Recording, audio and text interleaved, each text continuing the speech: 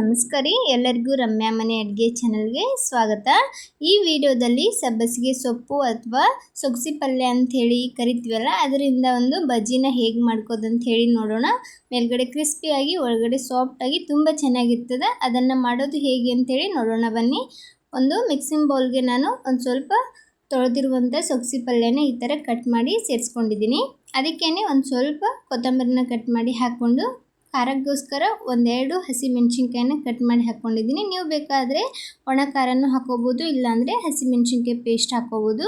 ಒಂದು medium size ಈರುಳ್ಳಿನ cut ಮಾಡಿ ಹಾಕೊಂಡು ಅದಕ್ಕೇನೆ ಒಂದು ಸ್ವಲ್ಪ ಅರಿಶಿನ ಪುಡಿ ಹಾಗೆ ಒಂದು ಸ್ವಲ್ಪ ಅಜ್ವೇನನ್ನು ಈ ಥರ ತಿಕ್ಕಿ ಹಾಕ್ತಾ ಇದ್ದೀನಿ। ನಂತರ ರುಚಿಗೆ ತಕ್ಕಷ್ಟು ಉಪ್ಪನ್ನು ಹಾಕ್ಕೊಂಡು ಇವಾಗ ಇದನ್ನೊಮ್ಮೆ ಚೆನ್ನಾಗಿ ಮಿಕ್ಸ್ ಮಾಡ್ಕೊಳ್ಳೋಣ।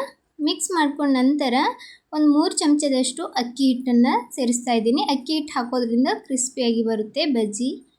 ನಂತರ 1 ಬೌಲ್ ಆಗುವಷ್ಟು ಕಡಲೆ ಹಿಟ್ಟನ್ನು ಹಾಕ್ಕೊಂಡು ಒಮ್ಮೆ ಇದನ್ನು ಚೆನ್ನಾಗಿ ಮಿಕ್ಸ್ ಮಾಡ್ಕೊಳ್ಳೋಣ। ಇದನ್ನು ಮಿಕ್ಸ್ ಮಾಡಿಬಿಟ್ಟು ಇವಾಗ ಸ್ವಲ್ಪ ಸ್ವಲ್ಪ ನೀರನ್ನು ಹಾಕ್ತಾ ಇದನ್ನು ಕಲಿಸ್ಕೊಳ್ಳೋಣ।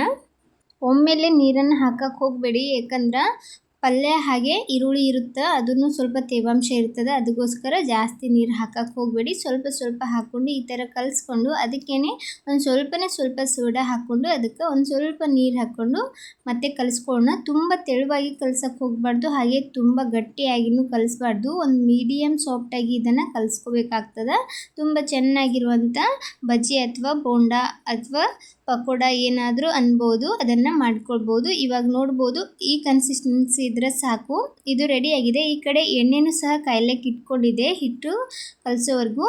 ಇವಾಗ ನಾವು ಬೇಕಾದ ಶೇಪಲ್ಲಿ ಈ ಬಜ್ಜಿನ ಬಿಟ್ಕೊಳ್ಳೋಣ। ನಾನಿಲ್ಲಿ ಪಕೋಡ ಥರ ಇದನ್ನು ಬಿಡ್ತಾ ಇದ್ದೀನಿ, ನೀವು ಬೇಕಾದರೆ ಬೋಂಡ ಥರ ರೌಂಡಾಗಿ ಮಾಡಿಕೊಂಡು ಸಹ ಫ್ರೈ ಮಾಡ್ಕೊಳ್ಬೋದು। ಈ ಥರ ಒಂದು ಸ್ವಲ್ಪ ಬಜ್ಜಿನ ಹಾಕ್ಕೊಂಡು ಒಂದು ಸ್ವಲ್ಪ ಫ್ರೈ ಆಗಿ ಮೇಲ್ಗಡೆ ತೇಲ್ತಿರ್ತಾವಲ್ಲ, ಆವಾಗ ಚಮಚದಿಂದ ಅದನ್ನು ಈ ಥರ ಹಿಂದು ಮುಂದೆ ಮಾಡಿ ಎಲ್ಲ ಕಡೆ ಚೆನ್ನಾಗಿ ಕಲರ್ ಬರೋವರೆಗೂ ಫ್ರೈ ಮಾಡ್ಕೊಳ್ಬೇಕು। ಬಜ್ಜಿ ಕರಿಯುವಾಗ ಗ್ಯಾಸನ್ನು ಮೀಡಿಯಮ್ ಫ್ಲೇಮಲ್ಲಿ ಇಟ್ಕೊಂಡು ಫ್ರೈ ಮಾಡ್ಕೊಳ್ಳಿ।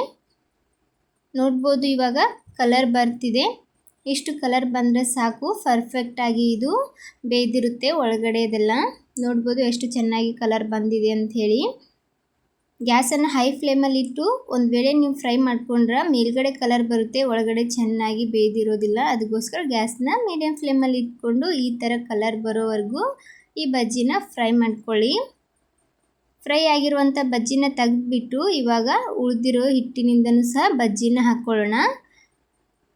ನೋಡ್ಬೋದು ಇದನ್ನು ಸಹ ಚೆನ್ನಾಗಿ ಈ ಥರ ಕಲರ್ ಬರೋವರೆಗೂ ಫ್ರೈ ಮಾಡ್ಕೊಳ್ಳಿ। ನೋಡ್ಬೋದು ಇದನ್ನು ಸಹ ಚೆನ್ನಾಗಿ ಕಲರ್ ಬಂದಿದೆ, ಇಷ್ಟು ಕಲರ್ ಬಂದರೆ ಸಾಕು। ಇವಾಗ ಇದನ್ನು ಎಣ್ಣೆ ಜಾನಿಸ್ಬಿಟ್ಟು ಒಂದು ಪ್ಲೇಟಿಗೆ ಹಾಕಿಟ್ಕೊಳ್ಳೋಣ। ಇವಾಗ ಎಲ್ಲ ಬಜ್ಜಿ ರೆಡಿಯಾಗಿವೆ। ನಾನಿಲ್ಲಿ ಒಂದು ಸ್ವಲ್ಪ ಟೊಮೆಟೊ ಕೆಚಪ್ ಜೊತೆ ಅದನ್ನು ಸರ್ವ್ ಮಾಡ್ಕೊಂಡಿದ್ದೀನಿ, ತುಂಬ ಚೆನ್ನಾಗಿ ಬರ್ತದೆ।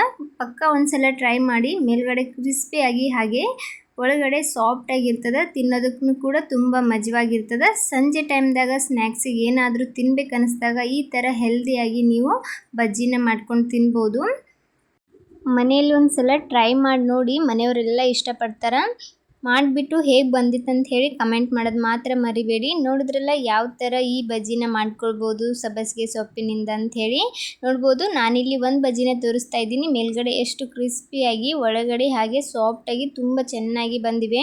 ಈ ರೆಸಿಪಿ ಇಷ್ಟ ಆದರೆ ವಿಡಿಯೋಗೊಂದು ಲೈಕ್ ಕೊಡಿ। ಇದೇ ಥರದ ಇನ್ನಷ್ಟು ರೆಸಿಪಿಗೋಸ್ಕರ ರಮ್ಯಾ ಮನೆ ಅಡುಗೆ ಚಾನಲನ್ನು ಸಬ್ಸ್ಕ್ರೈಬ್ ಮಾಡ್ಕೊಳ್ಳಿ। Thanks for watching video.